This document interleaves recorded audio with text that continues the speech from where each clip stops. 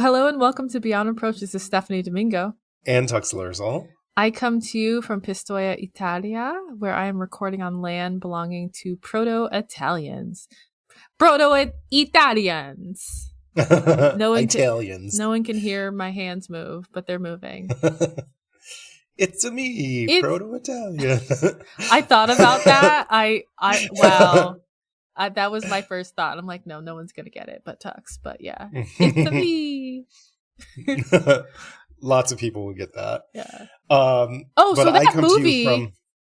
Sorry to interrupt. That movie's doing really well. Go on. That movie with the terrible Mario. accent. Mario in his flat ass. That movie is blowing out the box office right now. Wild. It's people the biggest. Have no taste. Thank you. People have no taste. It's the biggest opening since like before the pandemic. Like it's stupid. Like really? Yes. It's bizarre. What? Yeah, I'm sorry. I'm going to let you introduce yourself. I am coming to you from the D. No, from you're Detroit, not. Michigan. Where I record on land belonging to the Ottawa, Wyandot, Potawatomi, and Ojibwe nations. Wow, I can't believe you said the D. That was the most violent thing you've ever said to me. So this is the show about scandals and scandalousness in American politics and government. We be drinking and we be swearing. Fuck yeah. Yeah, get with it. The D. Today we're drinking a cocktail called a Between the Sheets. Oh my God. Yes. Unfortunately, my story today is from the 1980s again. And y'all know how much I hate cocktails from the 80s. They're just not good. They're not the one. Yeah. But thankfully, the recipe that we're drinking today was not actually invented in the 1980s. It was popular in the 80s, but it was created much earlier, which means it's probably going to taste good. Earlier when they had taste. Oddly enough, the origin story of the Between the Sheets has a lot of strange similarities to the origins of the cocktail we just had a couple weeks ago, the French 75. When I was doing the research for both these cocktails, I was like, really? So weird. Both cocktails are commonly attributed to Harry McElhoney from Harry's New York Bar in Paris. Both cocktails were more likely just popularized by him rather than being actually invented by him. And both cocktails had variations on the recipe where gin and cognac were sometimes swapped out for one another. That is true. How bizarre. Did you find them like when you were researching one? No, I completely just found them independently of one another. That's and then started doing wild. the research and was like, what? Wow. Yeah. Harry's like a black hole just grabbing you like, Totally. Do this other drink that people say that it's mine. Yeah. I think the real issue here is that he was just a black hole gobbling up cocktail recipes and claiming them for his own. Ooh, yeah. Ooh, okay. Yeah. So unlike the French 75, though, the cognac won out the popularity contest in this recipe, and the modern standard version of the Between the Sheets that we are drinking today calls for cognac, light or white rum, triple sec, and lemon juice. It's a very strong cocktail. It's like pretty much all spirits. Yeah. So sex. Okay. You know? Am I right? So sex. Am I right? Yes, you are right. You are correct. Yes. Affirmative. Exactly, yeah. So Harry from Harry's New York Bar is often given credit for inventing a whole slew of classic cocktails like the French 75, the White Lady, the Old Pal, the Monkey Gland, the Bloody Mary, and the Sidecar. Yes. Just to name a few. However, the funny thing is that we have had several of these cocktails on the show before, and Harry McElhoney has not really come up in any of my research for any of these cocktails. Harry be lying. So it's really more likely that rather than inventing them, his bar, because his bar was so popular, big and so popular and so famous, totally. that like, because these cocktails were on the menu at Harry's Bar, that everyone thinks like, oh, they were invented at Harry's Bar. Probably because they were the first, that was like the first time somebody had these recipes. You know what I mean? Yeah. But that doesn't mean they were invented there. No, it does not. Yeah. Either way, The modern version of the Between the Sheets is basically just a twist on a classic Sidecar. If you eliminate the sugared rim and add white rum, boom, you have a Between the Sheets. As I have mentioned before, a lot of older recipes for the Between the Sheets actually call for gin rather than brandy, though. Some cocktail historians believe that the more likely origin story of the Between the Sheets is that it was invented in the United States sometime during Prohibition as a gin-based cocktail, but that when Harry's Bar heard about the recipe, they switched the gin for cognac to make it smoother and more elegant. Elegante. Yes. But either way, the cognac and rum-based version from Harry's Bar is the one that really took off and really became popular. This is the recipe that we're drinking today. That's probably why people think of it as a cocktail from Harry's Bar, even though it's not. It's not, yeah. So it did very well, in the 20s and 30s, going on into the years. It did very well for a very long time, but eventually it sort of like fell off. People got, didn't care about it anymore, faded into the background. But then in the 1980s, Americans who were obsessed with any cocktail with a sexual innuendo in the name oh my God, decided it was time to bring back the Between the Sheets. Yes. Literally, I really think that it's only because it's called the Between the Sheets. Oh, absolutely. We got to start making this. Yeah. Yeah. That was the era for the sexy cocktail. Yes. Yeah, exactly. Cocaine, Sex on the man. beach, slippery nipple, buttery nipple, slow, comfortable screw, blah, blah, blah, blah, blah, blah, blah. Oh my God. Yeah. Men need to be stopped. Exactly. Yeah. So it appears, this cocktail, Between the Sheets, appears on multiple lists of the most popular cocktails of the 1980s, despite the fact that it is much, much older.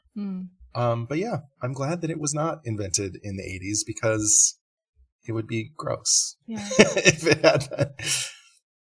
A kamikaze was okay. Yes, the kamikaze, but also I don't think the kamikaze was invented in the 80s either. I think it was a little earlier. Damn, okay, fair. It wasn't as old as this because vodka wasn't really popular very early, but are we going to say that you're not drinking this? Yeah, we can say that when I'm not drinking it. Yeah. So, we're going to take a taste, but really it's just going to be me taking a taste. Yeah, you guys, today is a holiday in Italy, and I was not aware of that until I went out to the bar seeking cocktails. So I wasn't able to find cognac. Everything else I could have got, but cognac is not very popular here in Italy. So I am drinking a Tom Collins right now. Mm-hmm. Yeah. Yeah, because you had all the stuff from the last cocktail that we made. But yeah, I'm going to give it a taste here. So we can still cheers. I'm still drinking. Cheers, yeah. Cheers. Oh, so good. So it's good. It's very strong. It's very spirit forward. I mean, it's all liquor. Yeah. There's 3 ounces of alcohol to 1/2 of an ounce of lemon juice. Wow. Yeah. I mean, Cointreau is like a liqueur, but it's all spirits. Yeah. It's good though. It's very like smooth and pleasant. The flavor is lovely, but it is very strong. For people who don't appreciate a strong cocktail, you might not like this. But I think it's great. I love the rum and the cognac mixed together is a really interesting flavor. Oh, I love rum. The warmth of it. Yeah. The spice. So I guess we're going to just dive right in. Do it. 1, 2, 3, go. When I was a kid at school learning the golden rule, teacher often used to say, if you don't tell a lie, there's not a reason why you can't be like Washington someday. How could Washington be a married man and never, never tell a lie?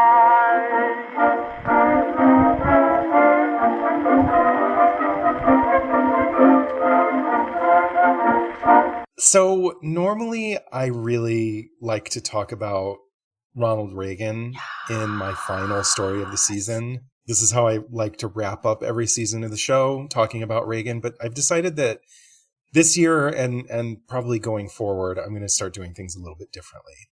Since Pride is in June, I've decided I don't want to have to think about Ronald fucking Reagan every June. Fuck that shit. F that S. F that S. Yeah.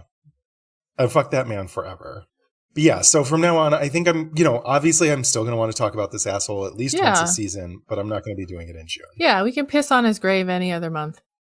Any time of day or night or year or whatever. Yeah, every season is, it's always pissing on Ronald Reagan's grave season. Truly, yes. But yeah, so you've probably guessed by now that I am going to be doing my Ronald Reagan story for the season today. Like a lot of Reagan stories that I've done before, this story is really more about the people in his inner circle, the people he paid to be around him, rather than it is. I mean, his staff is what I should say. Okay, I'm like, he has to buy friends because he sucks. No, and that's true. Yeah. It's not exactly about him directly, but that's really just because he was always really, really good at making some seriously dastardly shit happen without ever getting his own hands dirty. He always had people doing shit for him so that he could always stay one step removed from whatever happened just in case. I mean, I saw him in those Red Scare videos recently, spilling all the tea, doing his own dirty work, ratting on his friends. He probably, I don't know. Some of it he probably didn't think was a problem. Yeah. Somehow. I don't know. But yeah, let's dive into this little scandal. Do you know what the term October surprise means? I'm sure you've heard this before. I have heard it. I think it's like when you think someone's about to win an election and they don't, right? Or something bad happens and it like derails the momentum or something. Yes. Yeah. It doesn't necessarily have to be something bad. Yeah. I mean, depending on which campaign you're a part of. Yeah. But basically it means like an unexpected and game-changing event in the month just before an election that can potentially affect the outcome of that election in a significant way. So like it could be something great potentially, but like could still be bad for the other candidate. You know, it can also sometimes just be like the other candidate found some dirt and spilled some tea that nobody expected to be spilled.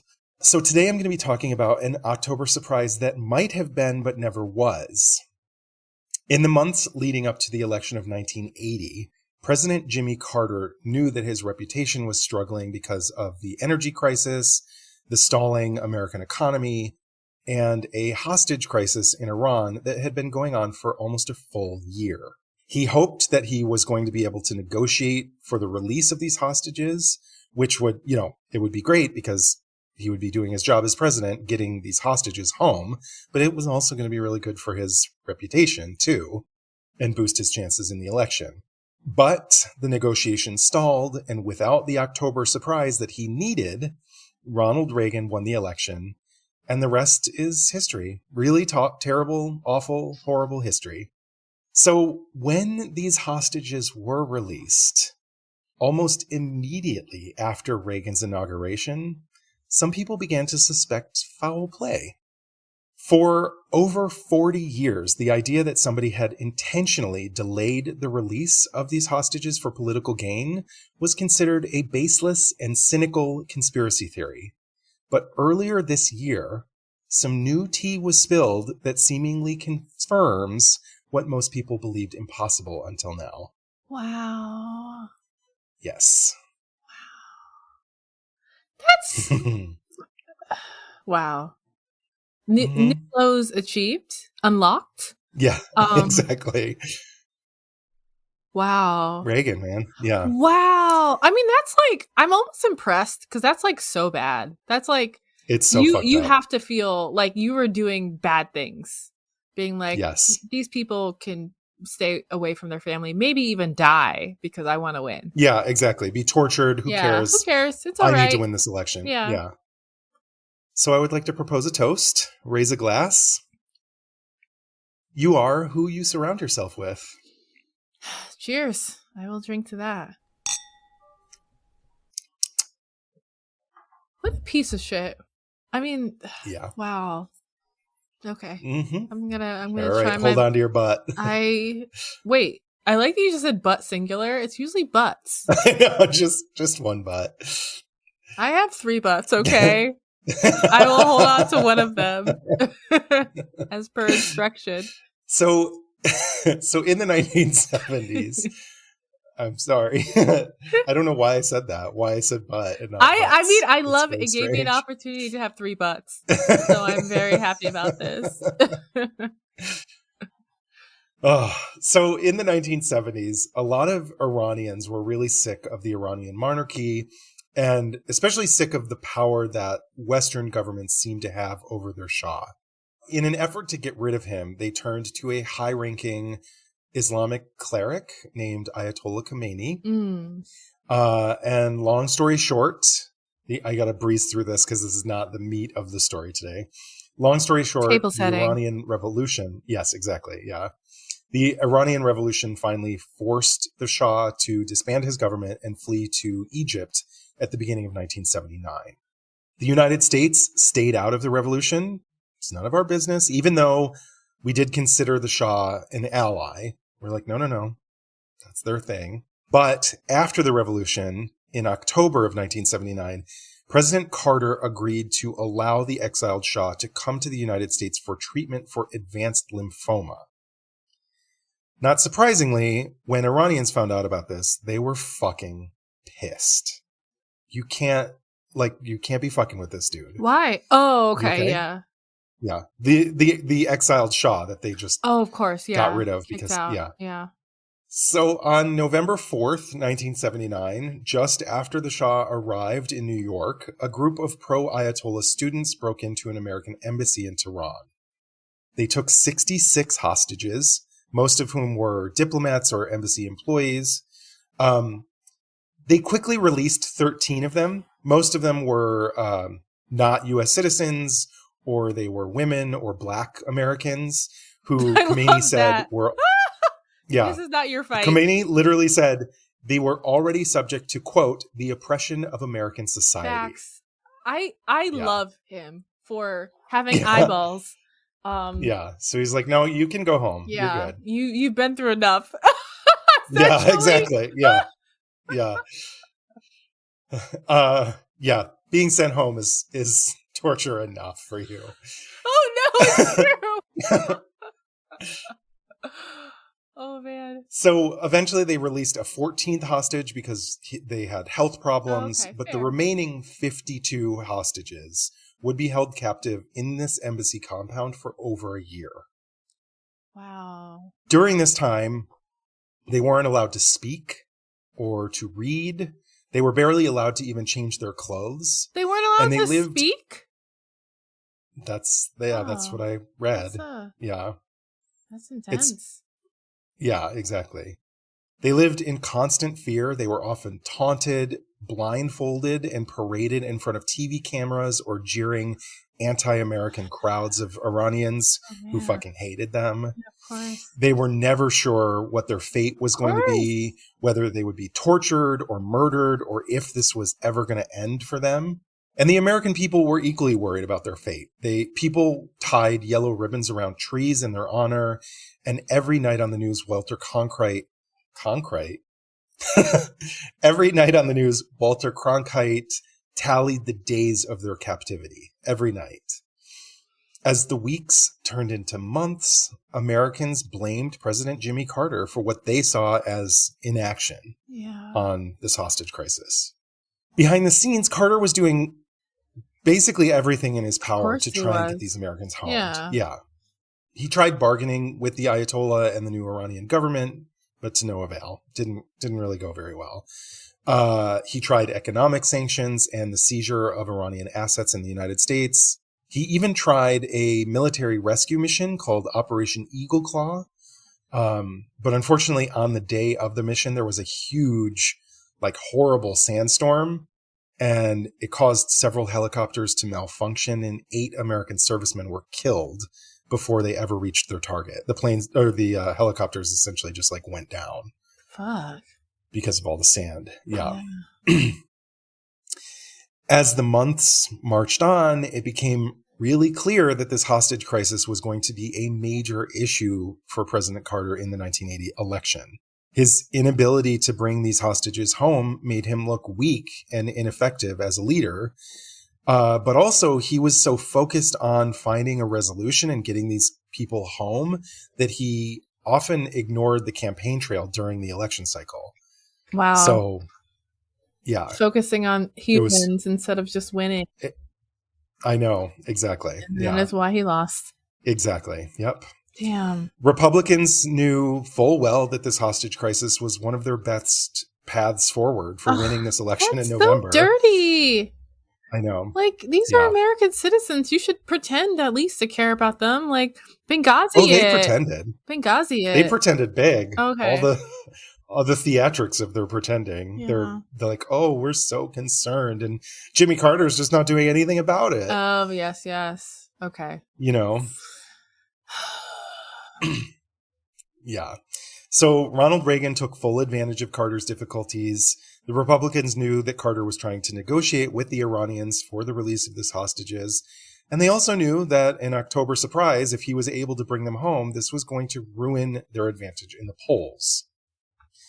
In Washington, rumors quickly started circling that Reagan's campaign staff was negotiating with the Iranians themselves. I feel like you need to do a mini about what are the most popular ones. I don't actually have a mini lined up yet, so I think that's a good idea. Because I'm super curious about other October surprises. Yeah, but so in Washington, rumors started circulating that Reagan's campaign staff had started negotiating with the Iranians themselves, but in this case, to make sure that the hostages wouldn't be released, at least until after the election. No. Yes. These are just rumors, though. This is before the election. This is just a rumor.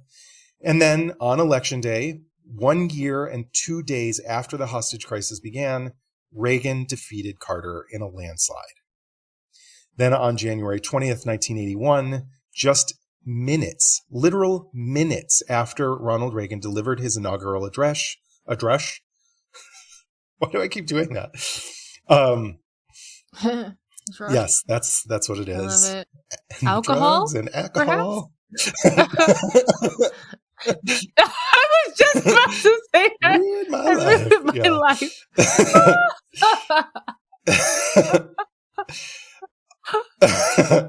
But so minutes after Reagan delivered his inaugural address, the remaining 52 hostages were released after 444 days.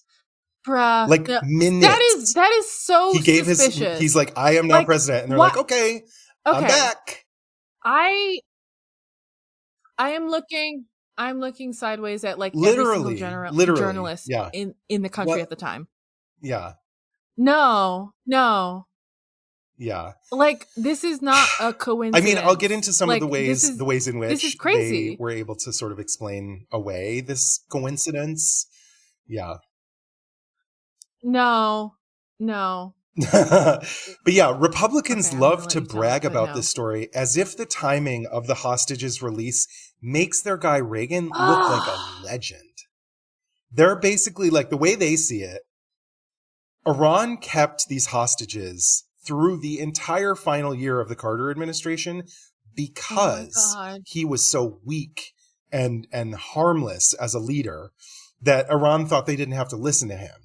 But then on the first day that Reagan was inaugurated, all he had to do, I know, it doesn't. This is trash. This whole timeline, this whole, not even just the timeline, literally. This backstory. This isn't really the backstory. This is sort of just the yarn that they have spun since. This is the narrative they like to talk about now. Multiple people use this. Yeah, exactly. Still, this is not helping your mans. Yeah. On the very same day that Reagan was inaugurated, all he had to do was give Iran a dirty look. And they quaked in fear of his macho toughness and announced they were going to release the hostages that very day. Republicans also claim that Carter's attempts to negotiate with Iran was the problem in the first place.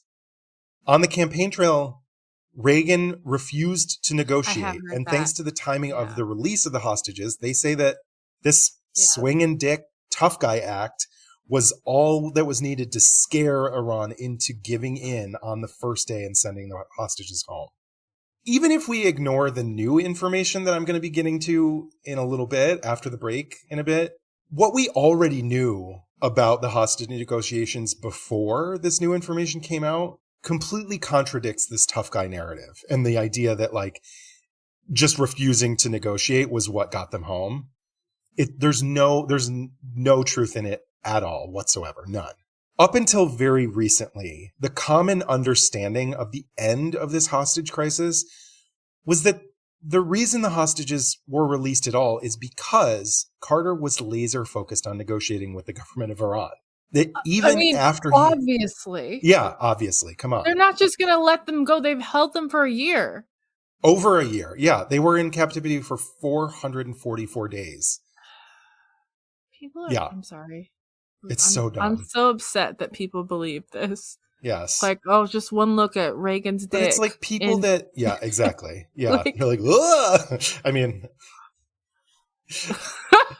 I love that. That's like your sound for a lot of things now. I'm take that.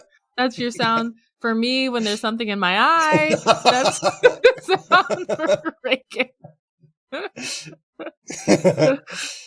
Yeah, so even after Carter lost the election in November, he still refused to give up on these hostages. Even though he knew he was not going to be president anymore, he worked until the very last day of his presidency. As a lame duck, he's like, I'm not giving up on these fucking people. I'm getting them home.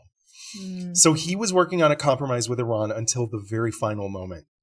And because that's what a good president does. Like you know what I mean? Like, yeah, that's why he was elected to this office. That's what the office is for. He feels responsible. Exactly. Yeah. For people. Yeah. It wasn't about politics. It wasn't about winning. It was about American lives and the well-being of these American citizens. So these secret negotiations that were going on behind the scenes between the Carter administration and the new government in Iran were really complicated and really messy. There were a lot of different factions within Iran's new government. They hadn't really figured out how things were going to work on their own within their own stuff. So when it came to what to do with these hostages, it was like nobody could agree. So there were multiple occasions where the Carter administration thought that they had finally reached an agreement and everything was going to be great. And then only to see the deal completely fall apart at the last minute. But they kept at it. He kept going. And finally, on literally January 19th, 1981, the very last day of Carter's presidency, the U.S. and Iran signed the Algiers Accord, which secured the hostages' release in exchange for concessions by the United States. Oh. Yes. On the very last day of... Why wasn't that publicized? It was, but we have very short attention spans. Yeah. As for the weird coincidental timing of this agreement on the very last day of the Carter administration and the release of the hostages on the very first day of the Reagan administration, most people believed, or at least like people who understand politics and history and foreign affairs and that kind of thing, most people believed that the Iranians intentionally stalled these negotiations until the very end of Carter's presidency because they hated him. Because the Iranian people fucking hated President Carter. He was the president when the new government of Iran was formed. I hate him too. And he was also the president. You're the face of this country. Yeah. Fuck you. Yeah, exactly. He was the face of America. He was also the president who allowed their former Shah that they all hated to come to the United States for treatment for cancer, for lymphoma. Yeah. And they were like, fuck this fucking guy. No, we're not going to like let him like make him look good. You know what I mean? They didn't know Reagan and who they were making look good. Exactly. Yeah. They literally, they were like this fucking weird guy from Hollywood that used to be in movies and shit. Yeah. He's the cowboy. We like him. Yeah, exactly. Yeah. So the Iranian people basically viewed Carter as like the face of everything evil about America.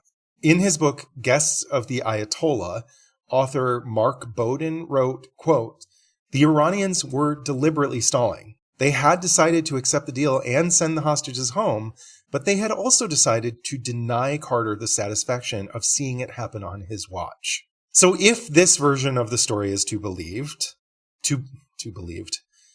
this version, if this version of the story is to be believed, this has almost nothing to do with Reagan. Basically, nothing at all to do with Reagan or his refusal to negotiate with a foreign power. Even though the hostages didn't come home while he was president, Carter deserves the credit for negotiating their release because he was the one who signed the Algiers Accord, not Reagan. Reagan wasn't there. Reagan's name is not on that piece of paper. Reagan had better PR people. Yeah. Because he worked in Hollywood. Yeah, exactly. For sure. I mean, and by that point, like, it was already too late. The election had already been lost. And Reagan was going to be president the next day, no matter what. So, yeah, it's unfortunate. But I think this is a good time for us to take a little break, make some more cocktails if you need them. But we'll be RB. Yeah, BRB. Yes.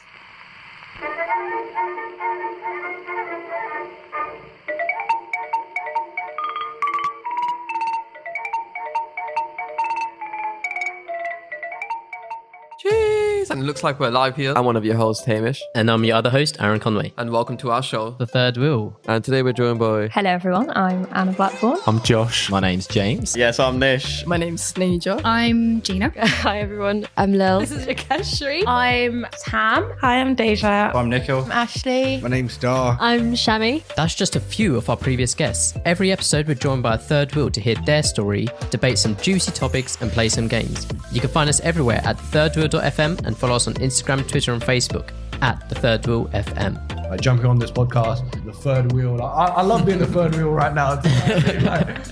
It's fantastic.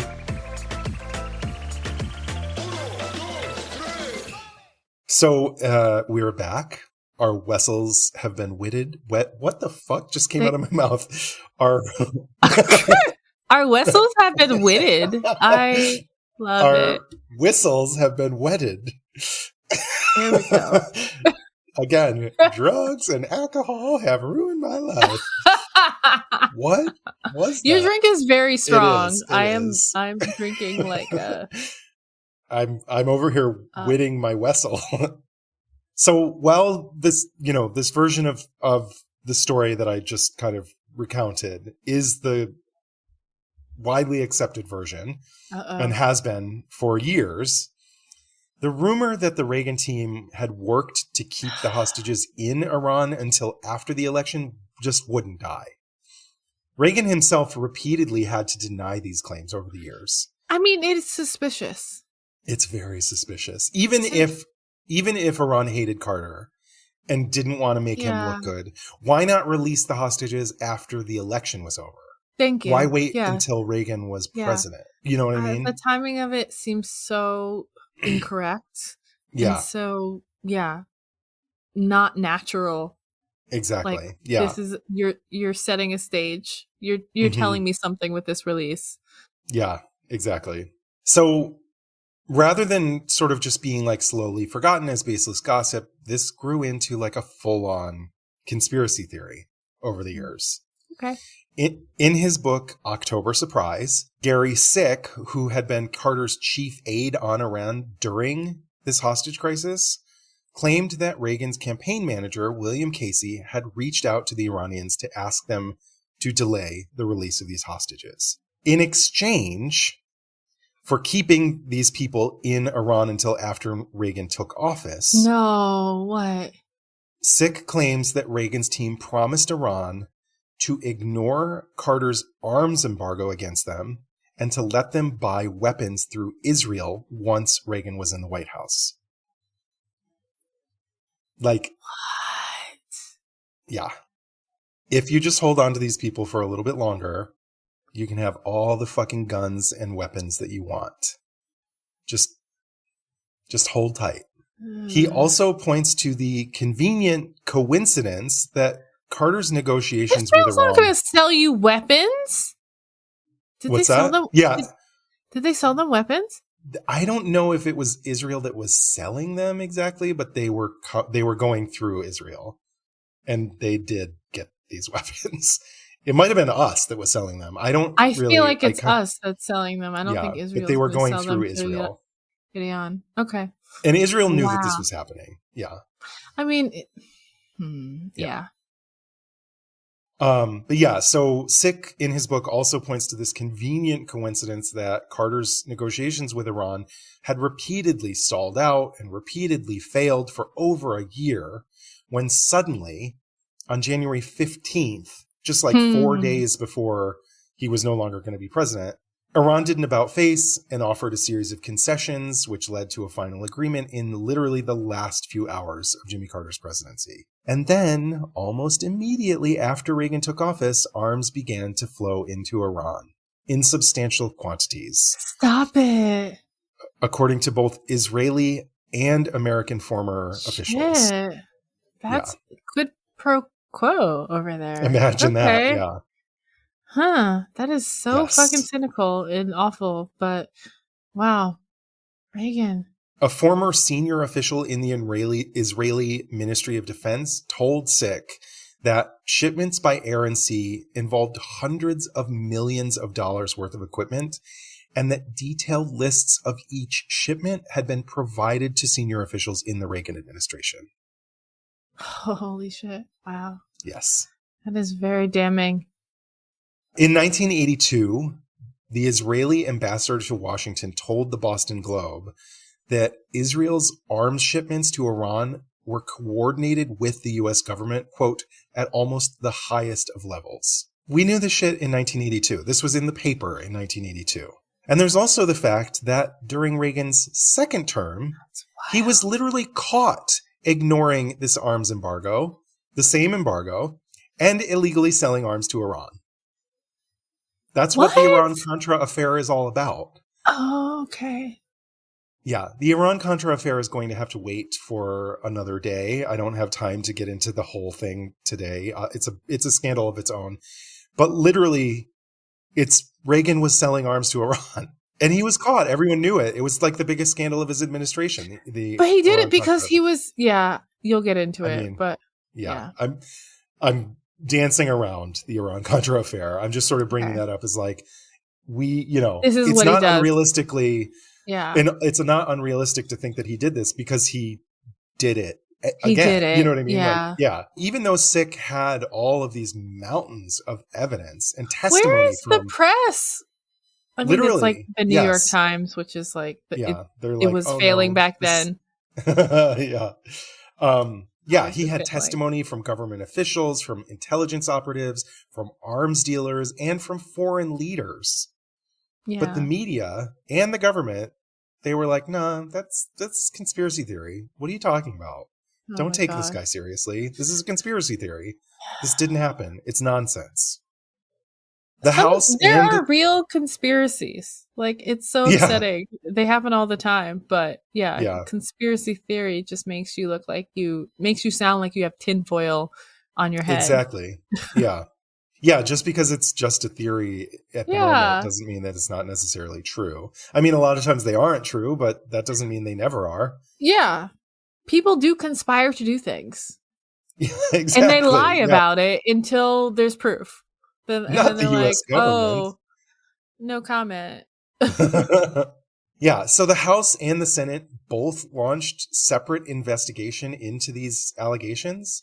And they both ultimately rejected the claim, saying that there wasn't enough credible testimony or documentation to back the story up. But the story still just wouldn't go away. Over the years, several world leaders and foreign powers have echoed Gary Sick's claims that the Reagan team intentionally worked to delay the release of these American hostages. So fucked up. In 1991, the former Iranian president wrote in his memoir that Americans close to Reagan had proposed, quote, a secret agreement between leaders, and said in October of 1980 that everyone was openly discussing the agreement between the Americans on the Reagan team. Like, He's like, no, this literally, like, Iran is not trying to pretend that this didn't happen. literally in the 90s, he's like, no, this fucking happened. He wrote it in his book. And everyone's like, la, la, la, la, la. No, La, la. it's a conspiracy theory. Jingle bells, Batman smells. Exactly, yes. Years later, he again repeated these claims, adding that he had been trying to come to a deal with President Carter in 1980, but Khomeini stopped him after making an arrangement with Reagan.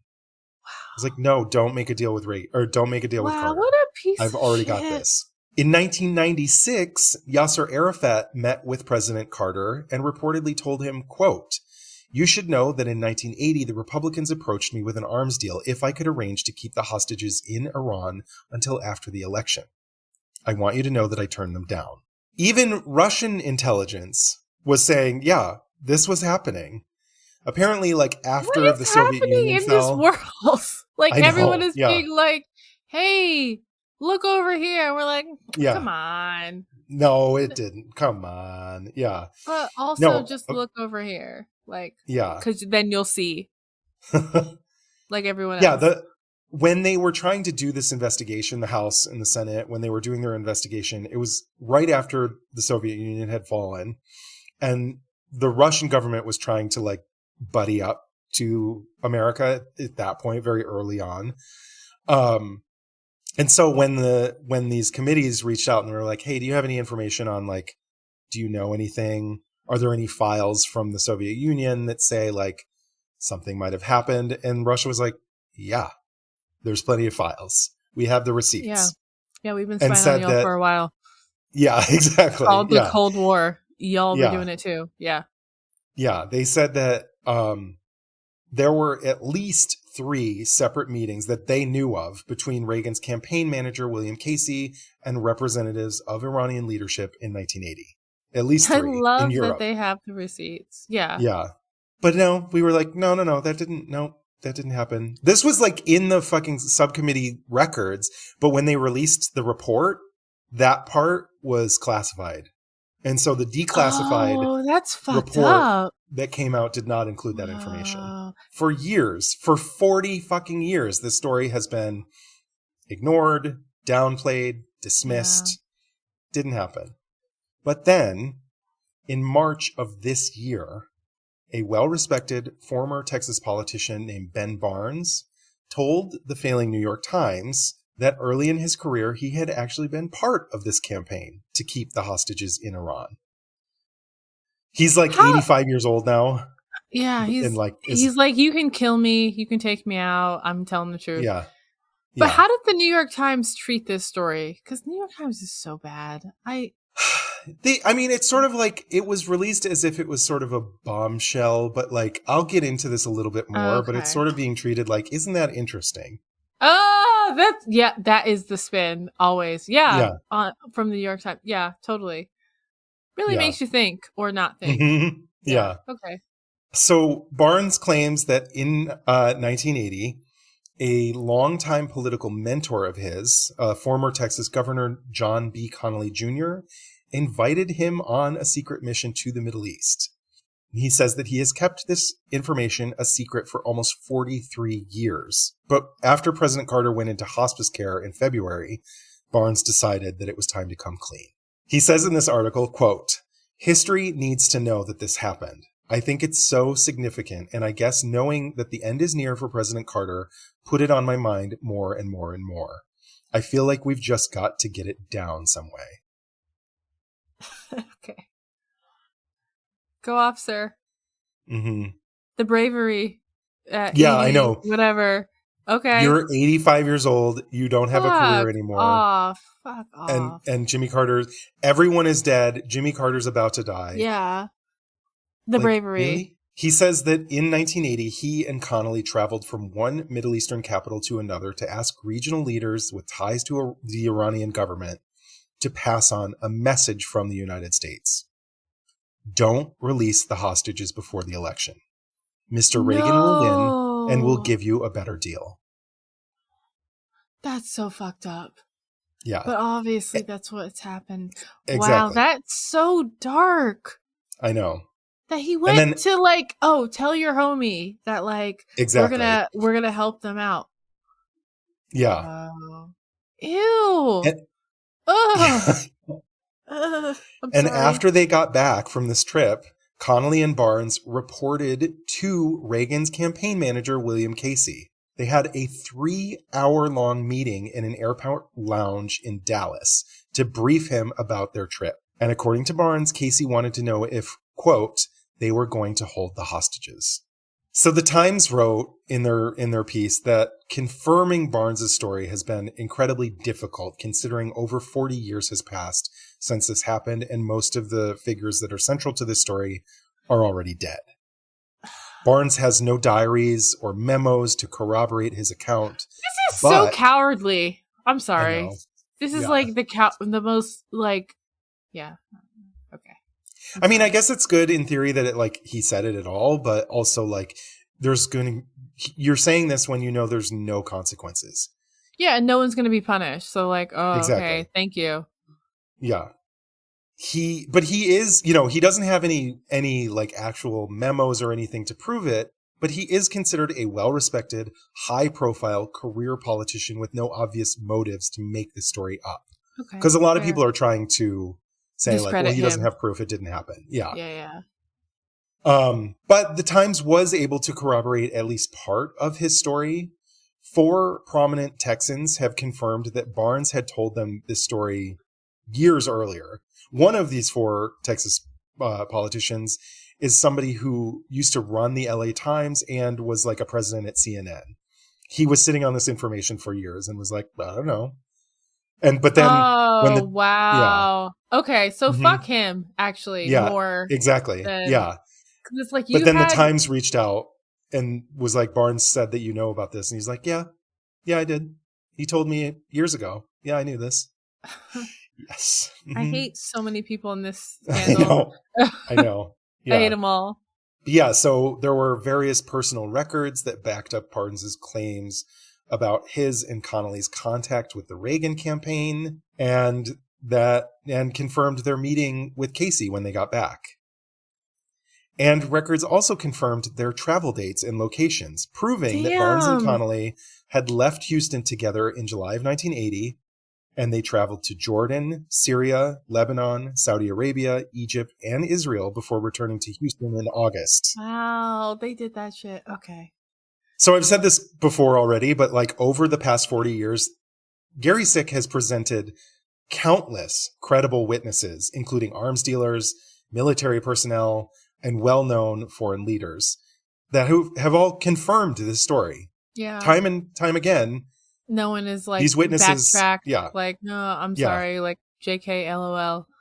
No. Yeah. All of these witnesses have been dismissed for being unimportant, untrustworthy. Unimportant?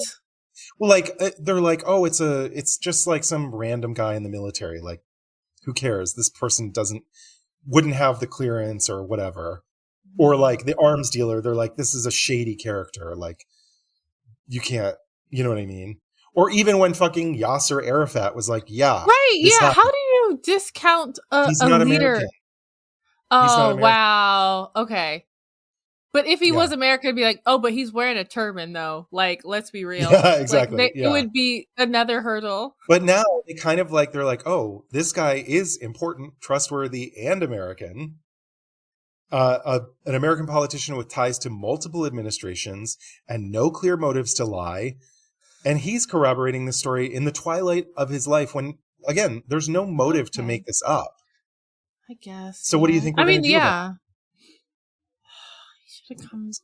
He should have come through like 20 years prior. I know.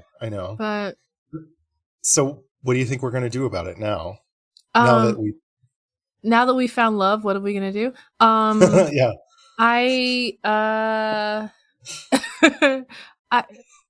Nothing. Ding, ding, ding, ding, ding. No. Okay. Are you serious? I was being cynical. No, we're doing nothing. Nothing at all. Members of the United States government, elected officials sworn to serve the American people, worked to sabotage a sitting president by intentionally campaigning to keep 52 American citizens in captivity in an enemy nation. I'm like so disillusioned right now. Because it's like, Yeah. we have this thing, we have evidence. I mean, it's not 100, it's not like 100%, but it's like 99.9%. Exactly. And there's why just would this old so man lie? much. Yeah, and it's not just him. You know what I mean? Like, yeah. So I his mean, account- all of the Middle East being like, hey, sir, like, It just so you happened. know, like, he talked to all of us and Yeah. conspired to say, like, hold your citizens longer so I can win. Mhm. Just wanted you to know. Yeah. But yeah, and we'll sell you some guns. they were all wearing turbans, so Exactly. They can't be trusted. They're not worth even listening to. I rest my case. Look at their skin color. My closing statement is just Mohammed.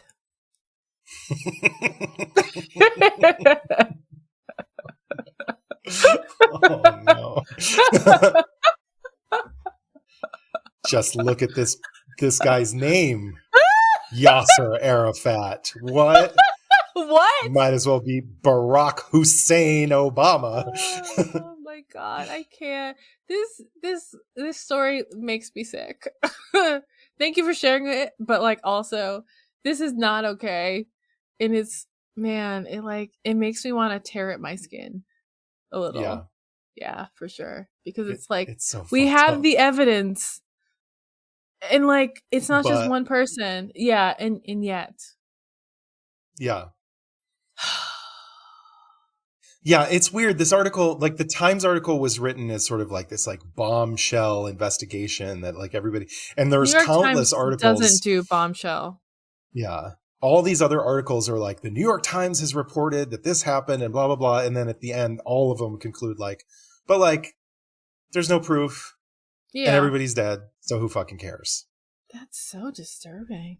It's Whatever it's it takes. fucking, it's unbelievable. Yeah, He exactly. won the election but these are real people. It's I know. And it's just like so the idea disturbing. that he then gets to turn around and Yeah. claim like that it's his success that these people got to come home in the first place. Yeah. He And that gets credit for bringing them And that home. he didn't negotiate either. He didn't have Yeah, his little exactly. minions fly to like 6 different countries in Exactly. the Middle East begging. To offer guns instead of exactly. Yeah. Yeah, you need to do Iran Contra because fuck him. Like I'm so sick of this man.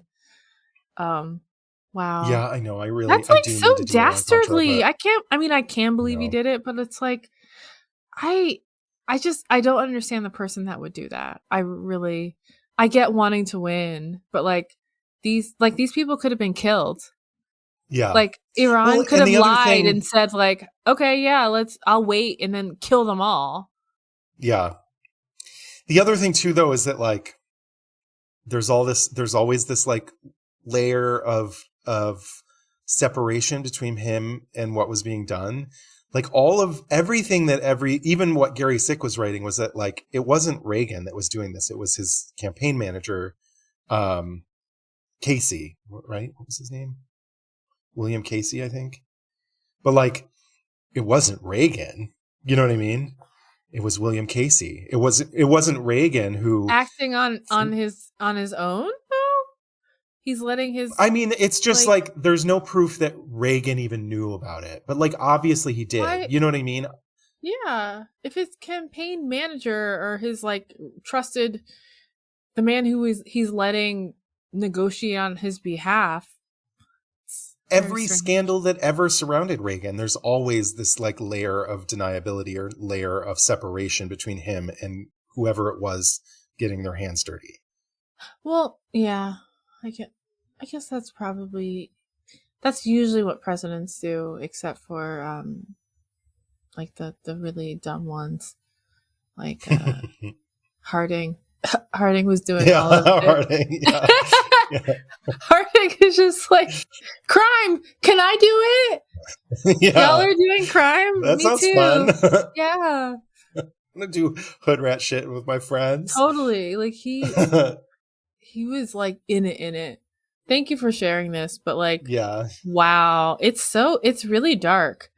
And it's like it's layers of darkness, because it's not just the act itself and like Reagan lying about it and coming out like the hero, but it's the media's complicity, which is, we're not a stranger to media complicity, especially these days in a post-Trump world. But like, it's really, yeah. I know the fact that like this really Texan disappointing. that Barnes told this guy who's like a CEO at CNN and used to run the fucking LA Times, like, and he was just like, okay, cool.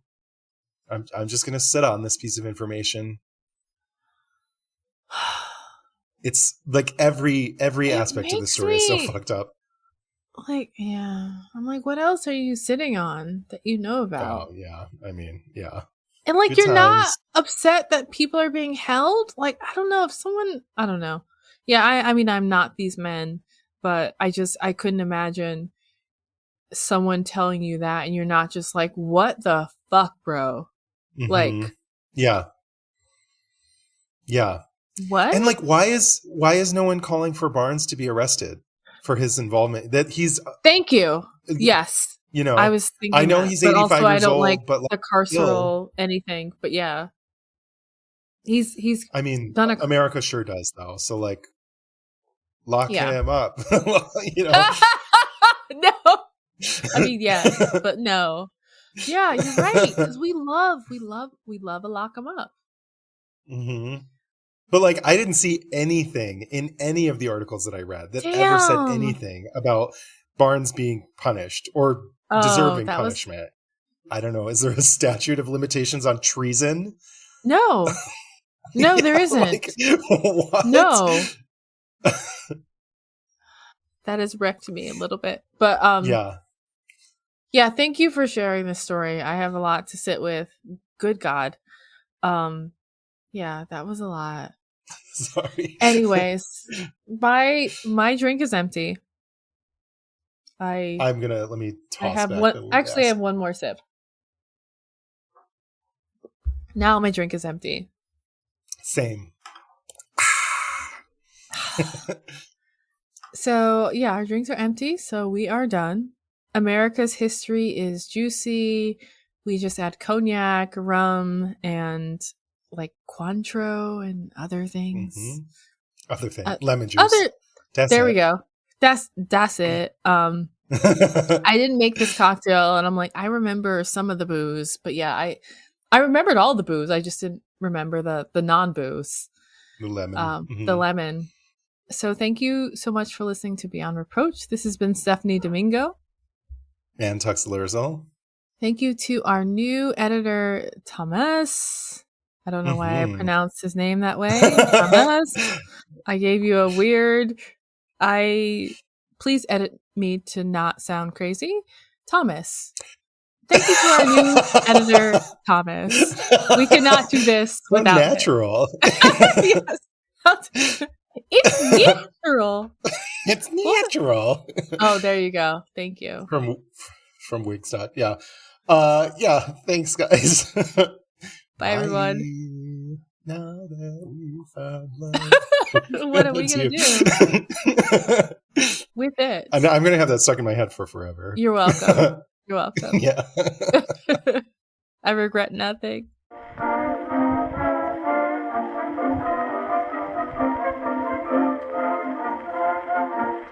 Thank you for listening to Beyond Reproach. Please note we are not historians. We are just a couple of drunks who never shut up and love history. A full list of all source information can be found in the show notes on our website. Please take a moment to rate, review, and subscribe. Written reviews are especially important. If you like us, please do one of two things. Leave us a written review on Apple Podcasts or send this episode to a friend, family member, or someone who you think would be into it. Don't forget to follow us on social media. And make sure you follow us on Instagram because we post our cocktail recipes the Thursday before each full episode. Please drink along with us if you are not driving. We also have a shop on beyondreproachpod.com. Get your merch, brand yourselves. We also have exclusive content on Patreon where you can directly support the production of our show.